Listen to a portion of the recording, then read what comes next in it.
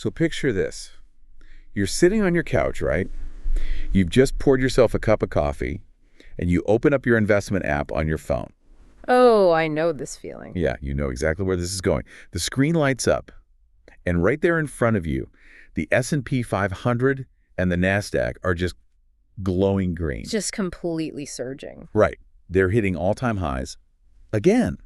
And instead of feeling, I don't know, a sense of victory or excitement, you just feel this sudden heavy pit in your stomach. Yeah, it's like a wave of dread. Exactly.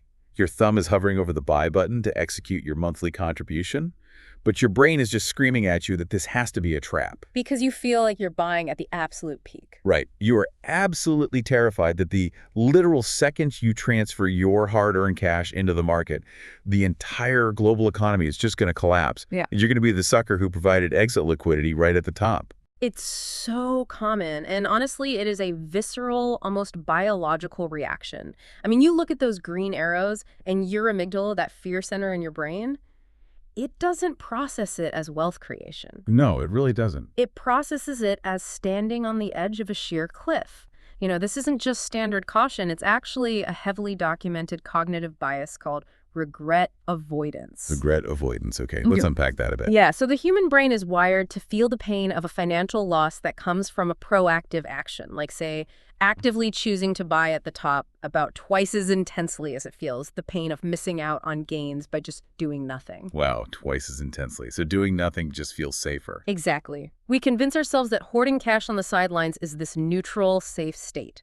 When mathematically, I mean, in a fiat currency system, sitting in cash is an active decision to slowly lose your purchasing power. Which is exactly why we are dedicating this deep dive to tearing down that psychological barrier today. We're going to look at the actual mechanical reality of holding cash, the historical data behind market peaks, and why waiting for that perfect moment to deploy your capital is statistically the most dangerous financial maneuver you can make right now. It really is. And we've got some incredible data to go through. We do. We have compiled a massive stack of source material for this analysis. We're talking 75 years of U.S. stock market data, deep quantitative research on all-time highs, and honestly some genuinely sobering, mathematically backed predictions from top economists about the reality of the next decade of investing. Right, but before we dig into all that macroeconomic data, we definitely need to state our standard Wealthnetic mandate. Oh, absolutely. Here we go. Disclaimer. This is not investment advice. Always do your own research and consult qualified financial advisors before investing. Perfect. Yeah, our objective here is just to deconstruct the mechanics of the market so you can make informed decisions, not to dictate your portfolio allocation. Exactly.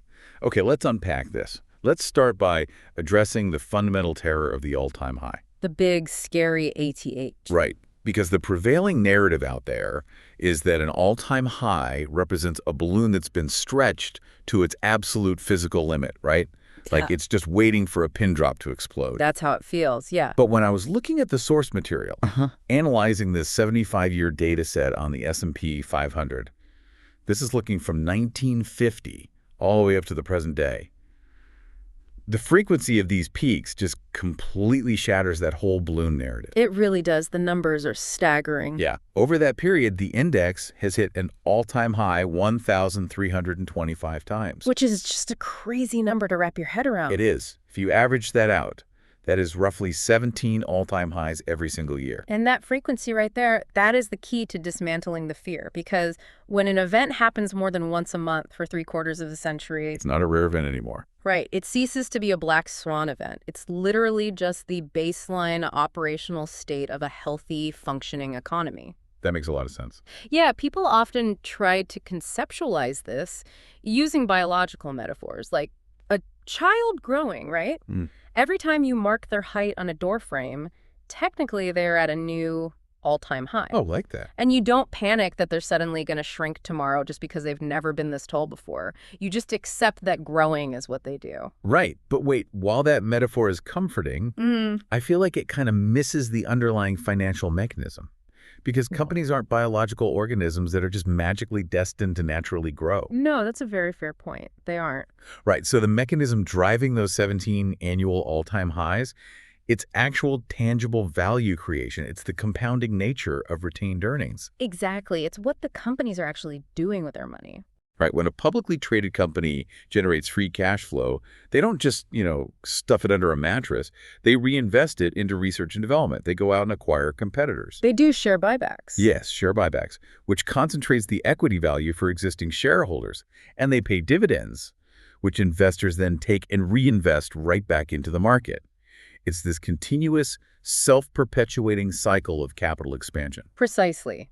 You are seeing the physical manifestation of human innovation and, well, population expansion too, plus monetary inflation, all being reflected in nominal equity prices. Right, it all pushes the nominal price up. Yeah. But wait, if we buy on the exact day, the market is at its most expensive, like the literal peak before a drop.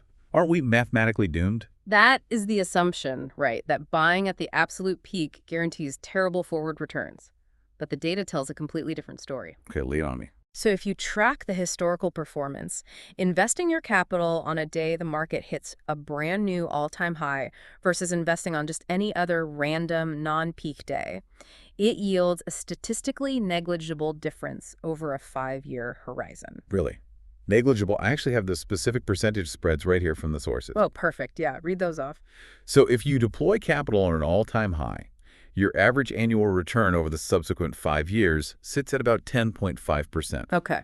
Now, if you filter out all the peaks and only invest on random non-peak days, the annualized return is 11.4%. So we are talking about a 0.9% variance. Exactly. It's less than a 1% difference. Furthermore, the short-term data, looking at just the 1 to 5 years immediately following an all-time high, it shows returns overwhelmingly hovering between 8.6% and 9.7% per year. Which is still incredibly solid growth. Right.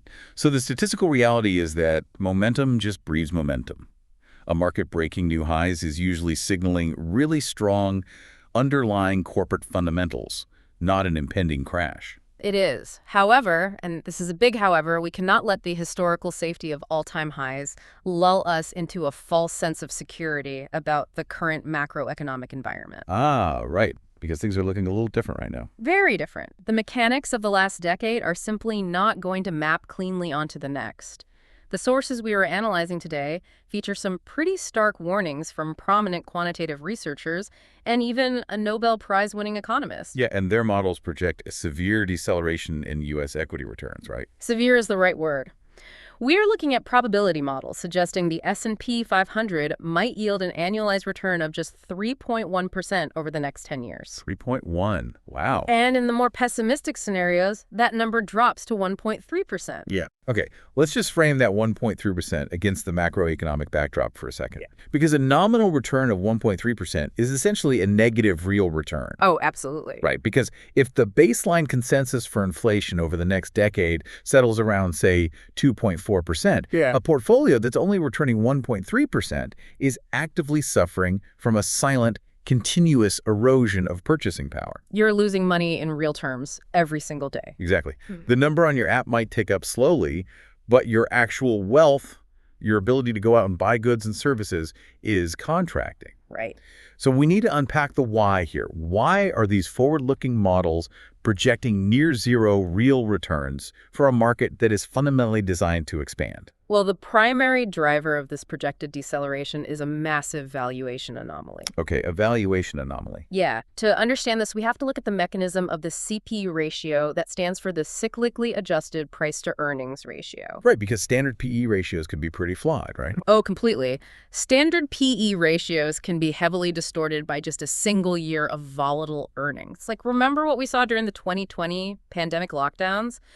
Corporate earnings tanked, which made standard PE ratios look insane. Yeah, that was a mess. So the TPE ratio solves this by measuring current stock prices against the average inflation-adjusted corporate earnings of the previous 10 years. Ah, so it smooths it out over a decade? Exactly. It filters out the short-term noise of the business cycle to give you the true underlying price tag of the entire market. And historically, based on the source data, the mean key P ratio for the U.S. market usually hovers around 16 or 17. Right.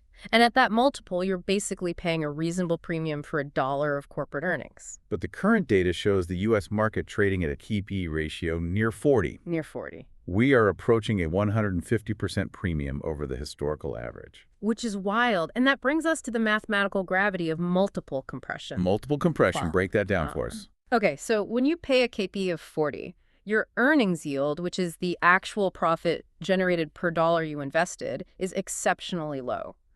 For the stock price to continue growing at historical rates of 8 to 10%, corporate profits would have to accelerate at a pace that pretty much defies the physical constraints of the global economy. It's just mathematically impossible for them to grow that fast forever. Exactly.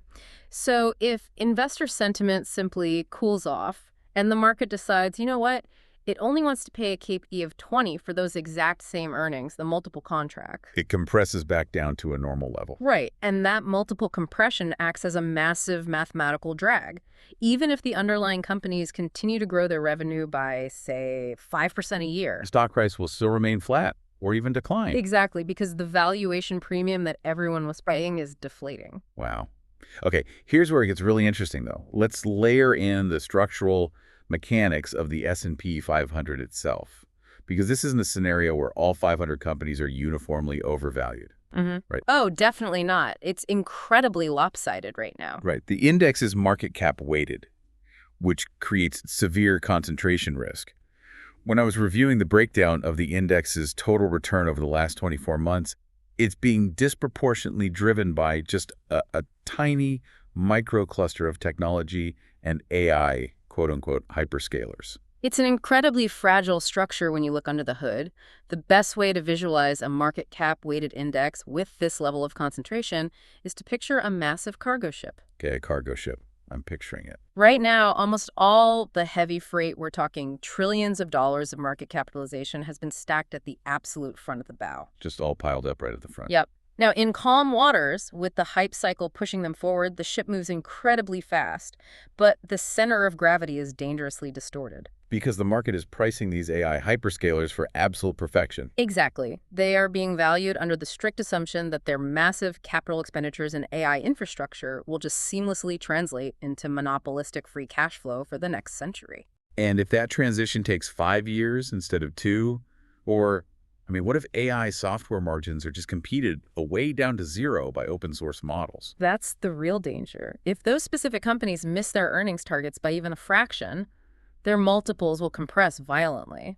And because they hold so much weight at the bow of that cargo ship, they will drag the entire index down with them, regardless of how well the other 490 companies in the index are performing. Exactly. The whole ship goes down by the nose. And we saw the exact same structural failure during the early 2000s. The dot-com bubble. Right. The internet fundamentally revolutionized human existence, no doubt about it. But the specific valuations of the telecom and dot-com companies that were building the infrastructure were entirely divorced from reality. So the technology actually succeeded, but the investors were annihilated anyway. Precisely. Which naturally leads investors today to a very logical sounding but financially lethal conclusion. Uh-oh, what's the conclusion? Well, if we know the market is trading at a KP of 40, and we know the concentration risk is mirroring the late 90s, the intuitive move for a lot of people is to liquidate, move all their money to cash, and just wait for the multiple to compress before buying back in. The classic attempt to time the market. Exactly. But the quantitative research we have from BlackRock on the mechanics of market timing is absolutely devastating to that theory. It really is. It tears it apart. Let's walk through the math on this because it's mind-blowing. If an investor deployed 100,000 US dollars into the S&P 500 in 2006 and executed a completely passive strategy, meaning no rebalancing, no reaction to macroeconomic news, just holding through the 2008 global financial crisis. Which was terrifying. Super terrifying. Holding through the 2018 rate hike taper tantrum and the 2020 pandemic, that $100,000 would have compounded to roughly 860,000 US dollars by 2025. That is just the raw power of uninterrupted compounding. 8 times your money. Right. But the counter scenario is where the danger of tactical asset allocation is really exposed. What's fascinating here is what happens when you try to get clever. Yeah, so if that same investor tried to navigate all that volatility by pulling their capital into cash during times of high stress, and in doing so, they missed just the 10 best single trading days out of thousands of trading days in that nearly 20-year span. Just 10 days out of 20 years. Just 10 days. Their terminal wealth plummets to 358,000 US dollars. It's hard to even process that. You literally lose more than $500,000 of compound growth by missing 10 specific days in the market. And we have to explain the mechanism behind why those 10 days are so elusive, because it's not random. It comes down to a phenomenon known as volatility clustering. Volatility clustering. Yeah, you don't get the best days of the market during smooth, optimistic bull runs. Right. Things just slowly tick up during those times. Exactly. The largest positive percentage spikes in equity markets almost exclusively occur within 2 weeks of the largest negative drawdowns. Wow. So the biggest up days happen right next to the biggest down days. Exactly. It is entirely driven by market microstructure and liquidity. During a severe crash, you have forced selling, right? Margin calls are triggered, institutional risk models literally force liquidations, and retail investors just panic and sell. Everyone is rushing for the exit at the same time. Right, and it creates this massive vacuum of liquidity where prices gap down violently. But the moment that forced selling is exhausted, capital floods back into the vacuum to scoop up all those distressed assets at a discount. And that rush of capital causes an equally violent gap up. Precisely. If you let your regret avoidance or your fear dictate your allocation, you will invariably sell during that liquidity vacuum. And then you will be sitting in cash when the explosive rebound materializes. Because you're too scared to jump back in while things are still volatile. Exactly. You lock in the permanent loss of your capital by selling low, and you completely forfeit the recovery. That is mathematically proving that time in a market is vastly superior to timing the market. Without a doubt. However, I don't think we can just gloss over the psychological endurance required to actually execute a buy-and-hold strategy during a massive multiple compression. Oh, it's brutal. It's so much easier said than done. Right. The sources provided several historical case studies of what we might call the long winters of the stock market. The long winters, yeah. Let's look at the actual timeline of the dot-com crash. If you bought the S&P 500 at the peak of the bubble in 2000, the index was sitting around 1,550 points. And when that multiple compressed, it didn't just bounce right back. It took 7 agonizing years for the nominal value of the index to simply claw its way back to that 1,550-point watermark. 7 years? 7 years of absolutely zero nominal growth, all while inflation is actively decaying your real purchasing power in the background. And honestly, the cruelty of the macroeconomic cycle is that right as the market finally recovered in 2007, the structural rot of the subprime mortgage crisis triggered the collapse of the global banking system. Yep, 2008 hits. Right. And the market experienced another catastrophic drawdown. It took until 2013 for the S&P 500 to definitively break past that original year 2000 peak and establish a new secular bull market. It's just staggering to think about. That is a 13-year span where your portfolio essentially flatlined. 13 years. So what does this all mean for you, the listener?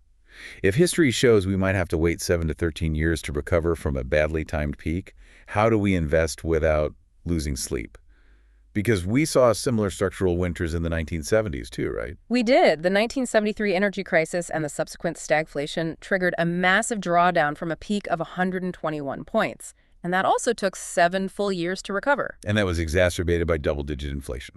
Exactly. Enduring a 13-year flatline without abandoning your core investment thesis, it requires a level of emotional regulation that most human beings are simply not equipped for. We really aren't. We panic. Right. We like to think that having access to real-time data on our phones and, advanced charting software has made us better investors. But the underlying hardware of the human brain has not been upgraded. Nope. Same old hardware. Which brings me to one of my favorite parts of the source material. There's a reference to a treatise on market mechanics published way back in 1888. It's called The Art of Investing. 1888, over 130 years ago. Right. Operating in a market driven by telegraphs and physical paper stock certificates. Yeah. Yet the author identified this timeless truth. They said the primary headwind to wealth creation wasn't economic conditions at all. It was human nature. It always is. The book basically states that the hardest part of investing isn't making the money. It's keeping your own psychology from making that money disappear. And we see that quantified today in modern metrics like the Fear and Greed Index. It essentially tracks the aggregate emotional velocity of the market. And what becomes so abundantly clear when you study market history is that financial trauma is rarely passed down generationally. What do you mean by that? Well, the investors who lost their capital in 2008, They learn their lesson about over-leverage and risk. They bear the scars. Right. But a fresh cohort of market participants enters the ecosystem every decade with absolutely zero exposure to those cyclical downturns. They possess the exact same primal, unrefined neurology as the people in 1888. Wow. So they have to make the same mistakes to learn the lesson. Usually, yes. When the CEP-E ratio expands and the market enters a really euphoric phase, the prefrontal cortex, which is the logical, risk-assessing part of your brain, it just gets entirely overridden by the dopamine loop of seeing all your peers generate rapid wealth. FOMO, fear of missing out. Exactly. Risk assessment just plummets to zero. No. But conversely, during the liquidity vacuums we discussed earlier, the amygdala totally hijacks the decision-making process. The urge to stop the psychological pain of watching your net worth evaporate forces the investor to sell at the exact moment the expected forward returns of the market are at their absolute highest. That is just so backwards, but it feels so right in the moment. Mm-hmm. Okay, so we have established the parameters of the current environment. We are facing a historically stretched CAM-E ratio nearing 40. Right. We have severe concentration risk localized in just a few AI hyperscalers dragging the whole index up. We know that tactical market timing is mathematically proven to destroy wealth due to volatility clustering. But we also know that enduring a 13-year structural winter requires inhuman psychological fortitude. Quite the puzzle. It really is. So, all right, we've looked at the history, the data, and the psychology. Now, how do we actually apply this in true Wealthnetic style? How do we build an allocation strategy that acknowledges the high probability of multiple compression without sacrificing the upside of human innovation? Well, it requires shifting away from predictive models entirely. You have to rely on algorithmic, rules-based execution. Okay, rules-based. I like that. The most potent tool for bypassing the amygdala is dollar-cost averaging, or DCA. But it must be applied with a very specific understanding of equity survivorship bias. Let's expand on that, because the fundamental mechanics of DCA are widely misunderstood. People assume DCA is just, a conscious way to slowly dip your toes into the water so you don't get hurt. Right, like playing it safe, but that's not what it is. Exactly. In reality, it is a mathematical strategy to harvest volatility. By allocating a fixed amount of fiat currency at set, automated intervals say $500 on the first of every month, you are naturally purchasing fewer shares when the multiple expands and prices are high. Because your fixed dollar amount doesn't buy as much. Right. And then you are automatically accelerating your share accumulation when the multiple compresses and prices drop, because that same $500 now buys a lot more shares. You are mathematically forcing yourself to buy low without having to think about it. It's brilliant. But as you mentioned, applying this to the wrong asset class is catastrophic. Yes, and I have the perfect data point for this. I was reviewing a comprehensive JP Morgan quantitative study from the sources. They analyzed individual stock performance over a 30-year window, from 1990 all the way to 2020. And the findings of that study completely invalidate stock picking as a viable core wealth strategy for most people. Completely. Listen to this. Over those 3 decades, 40% of all individual publicly traded companies suffered a catastrophic 70% decline from their peak value. And never recovered. Let that sink in. Nearly half of all companies essentially became permanent capital incinerators. It's wild. Equities have this deeply asymmetric risk profile. The downside is strictly capped at a 100% loss, right? You can't lose more than you put in. But the upside is theoretically infinite. However, the distribution of that upside is wildly skewed to just a few massive winners. Which is why DCAing into a single company that is experiencing multiple compression is literally just throwing good capital after bad. The underlying business might be part of that 40% that is structurally failing and going to zero. Don't risk your wealth picking single stocks. Buy the haystack, not the needle. Exactly. The only way to safely harvest volatility is through broad market index funds. The mathematical elegance of a market cap weighted index fund is that it acts as an automated evolutionary algorithm. Oh, that's a great way to phrase it. Yeah, as companies innovate and capture market share, their weight in the index organically increases. So it automatically captures the infinite upside tail risk for you. And as companies fail to adapt, their market cap shrinks and they are naturally weeded out of the index, capping your downside exposure. You never have to actively sell the losers. The index does it for you. But given our analysis of the U.S. market's extreme concentration at the top of that index right now, a U.S.-only strategy is probably insufficient for the next decade, right? I would argue it is highly insufficient. If the U.S. KP ratio dictates a decade of 1.3% to 3.1% nominal returns, we really must look at the mechanics of global capital flows. So tip number 2, look outside the U.S. for growth. Precisely. When U.S. technology earnings yields compress, institutional capital doesn't just sit in cash. It rotates, seeking better risk-adjusted returns globally. And the quantitative projections for ex-U.S. markets clearly reflect this incoming rotation. The disparity in valuations is staggering right now. While the U.S. trades near a KP of 40, the European equity market is currently operating at a KP ratio of just 22.3. Nearly half the price. Right. And the underlying sector composition is completely different over there. The European indices are not dominated by software hyperscalers that are priced for perfection. They're heavily weighted toward financials, industrials, and consumer staples. More traditional cash-flowing businesses. Exactly. And because you are buying these cash flows at nearly half the multiple of the U.S. market, experts project that European equities could see annualized returns around 7.8% over the next decade. That's a massive premium over the U.S. projections, and the Japanese market presents another really fascinating mechanical shift. Oh yeah, Japan is interesting right now. Historically, they've been plagued by stagnant corporate governance, but Japan has undergone significant structural reforms aimed at increasing shareholder yield through buybacks and dividends. They're finally making structural changes. Yeah, their market is currently trading below its 20-year historical valuation average. And because of that, they've projected annual returns of 6.2%. Furthermore, when we look at value stocks outside the U.S. generally, they are projected at 7.4%. In emerging markets, Let me guess, even higher. emerging markets sit at a projected 7.6%. That is more than double the expected returns of the U.S. market over the next decade. So by maintaining a globally diversified portfolio, you are actively mitigating the multiple compression risk of the U.S. market. You're spreading out the risk. Exactly. You are ensuring that your capital is positioned to capture the value creation of global industrials and emerging consumer classes, rather than relying exclusively on U.S. AI capital expenditures somehow perfectly translating to profit. Right. Which leads directly to the final and, honestly, perhaps the most difficult structural implementation for any investor. Tip number 3, master your inner fear and greed. Oh, this is the big one. Codifying your emotional response.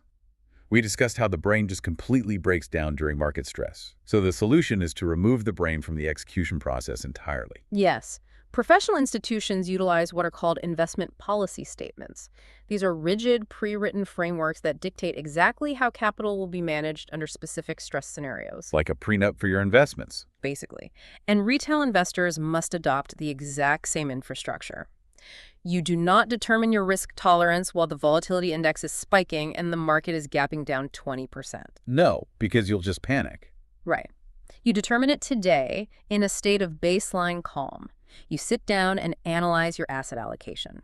If a 30% drawdown in global equities would force you to liquidate positions just to cover basic living expenses, your portfolio is incorrectly structured. Right. It means you lack the cash reserves necessary to actually endure the volatility clustering we discussed earlier. Exactly. You essentially have to build an automated financial architecture that survives your own future panic. So you set the algorithmic triggers for your contributions. Yeah. You automate your annual rebalancing so that you are mechanically selling whichever asset class outperformed that year and buying whichever asset class underperformed. Which mathematically forces you to buy low and sell high without requiring any emotional willpower whatsoever. I love that. It takes the human error right out of it. It is the ultimate synthesis of the data. We understand the frequency of the all-time highs. We acknowledge the mathematical gravity of the K/T ratio and the reality of a likely low-return decade in U.S. large-cap stocks. We see the risks clearly. Right. But by utilizing automated accumulation, embracing global sector rotation, and establishing rigid architectural rules for our capital, we transform market volatility from a source of regret avoidance into a mechanical engine for long-term compounding. It's a total paradigm shift. So as we wrap up this deep dive, I want to leave you with a framework to consider the next time you open your app and hesitate over that buy button. Yeah, let's bring it back to that moment on the couch. Exactly. We spend so much intellectual energy trying to predict the precise moment a macroeconomic bubble might pop. We are terrified that external market forces are going to destroy our wealth. but based on the quantitative history of liquidity vacuums, volatility clustering, and the staggering cost of missing just the 10 best days of a recovery. What if the greatest threat isn't the market at all? Right. What if the most destructive force to your financial independence isn't a multiple compression event? What if the true terminal risk to your wealth is your own perfectly rational feeling fear keeping you paralyzed in cash, mathematically ensuring your purchasing power decays while the global economy quietly innovates and expands without you? That is the cognitive reframe that separates successful capital allocators from the herd. The market will always, always present a very compelling reason to be terrified. The math dictates that you must participate anyway. Perfectly said. As always, we invite you to explore the original macroeconomic data sets and the historical research we referenced today to verify these mechanics for yourself.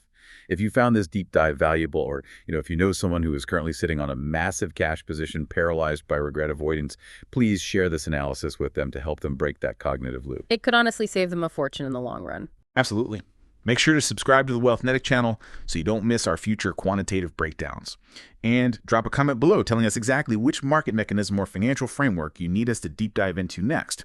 Until then, keep analyzing the data, keep optimizing your systems, and stay Wealthnetic.